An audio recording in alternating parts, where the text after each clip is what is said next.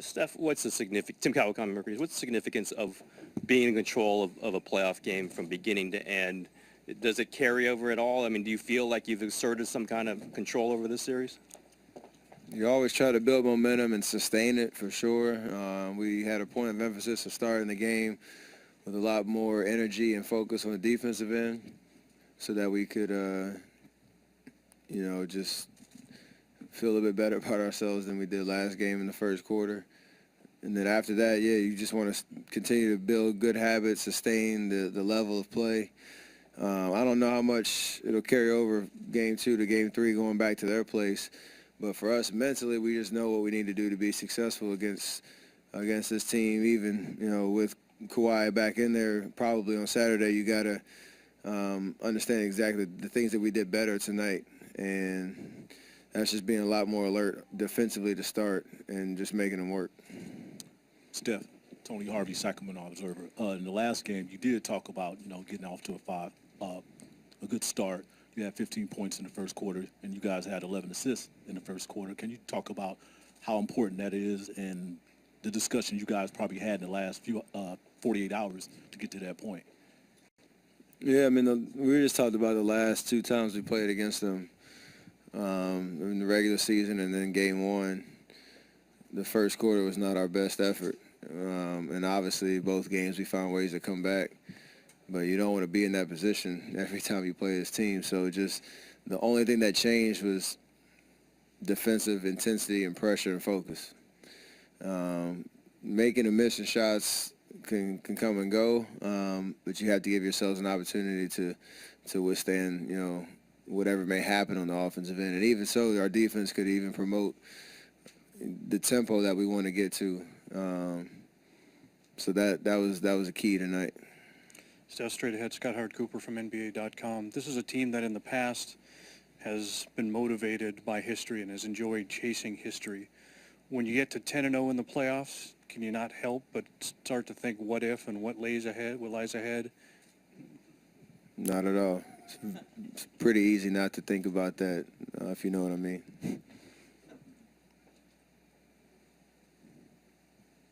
Steph, I know you were amused earlier in the year when people said this was a down year for you, but it seems like you've really turned it up in the last couple of months. What's ignited this fire this last couple of weeks in the playoffs especially? I mean, nothing really. Just this is playoff time, and if you're not, excited and don't get that adrenaline rush and get locked into the moment, you're gonna miss out. So, thankfully, obviously, I'm playing well, playing aggressive and confident, shots going in, trying to be locked in on every other aspect of the game too. And I hope I say that if I didn't, make shots, just trying to do what I can to make, sure I'm helping my team win. And doing little things here and there on both ends of the floor, rebounding, trying to play make, whatever the case may be, but just confident, aggressive, and in a good rhythm and a good flow. So just want to try to keep that going. Steph, Janie McCauley from AP. How valuable was that for you guys to get off your legs there in the fourth quarter, to see everybody else do so much to keep, that urgency going? And also, what kind of lift did McCaw give you guys on both ends? I mean, he was amazing. Obviously, with Andre out, it was the next man up philosophy. Everybody says it, but when you have a guy like Pat who doesn't really know when his minutes are going to come, he always stays ready.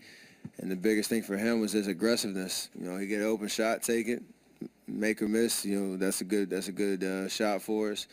And understanding the moment when he gets the ball in his hands, just make the right decision, be aggressive, like I said, and try to make things happen. And so he did that all game, and that was huge, a huge pickup for us. Obviously with Andre out, and even when he probably get a lot more minutes, down the stretch of this series, he can hopefully continue to do the same. So that was big for us. What was the other part? Oh yeah. So it helps. Obviously, you want to try to stay as fresh as possible, but we do have a nice little break before Saturday. So, like I said, it was just more about just sustaining our level of play, no matter what the score was. Just trying to not have any drop-offs or start to get any bad habits and continue to keep our foot on the gas pedal. Hey, Steph, down to your right, Phil Barber, Santa Rosa Press Democrat. I know that it's basketball and every team has off nights, but were you a little surprised that that team came out as flat as it did tonight? No, I wouldn't say they came out flat. We just try to do things a little bit differently on the defensive end to try to make it tough on them. Obviously, Jonathan Simmons got hot a little bit in the first quarter, but he made some tough shots, and you got to live with that. But across the board, you just try not to give him any clean looks. That's something we can control with our effort and our intensity, and just try to sustain that for 48 minutes. That's it. I mean, they didn't come out and lay down at all. We had to really turn it up and change our performance from game one. Steph, Marcus Thompson, Barry News Group.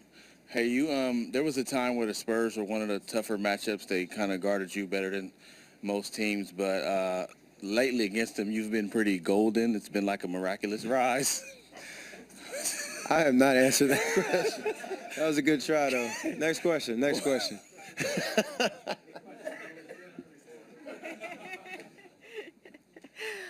Steph, Pop was in here earlier. Follow that. Steph, Pop was in here earlier, and he said he was surprised in his team. He didn't feel that they believed that they could do it without Kawhi. He said it was very apparent to him from the beginning of the game and that they never were able to recapture that. We hear you guys say on the court sometimes that you can tell when players on the other team are ready to go home, all that trash y'all talk to each other. What could you tell today about them out on the court?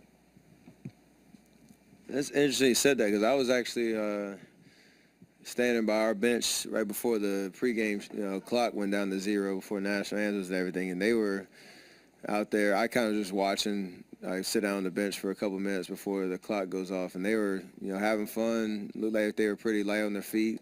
A couple of guys were yelling, "Let's go," that kind of stuff. So the normal pregame kind of, get hype moment. It looked like they were all in tune. But I feel like when the game starts, it's whoever wants to grab that momentum early and set the tone for the game.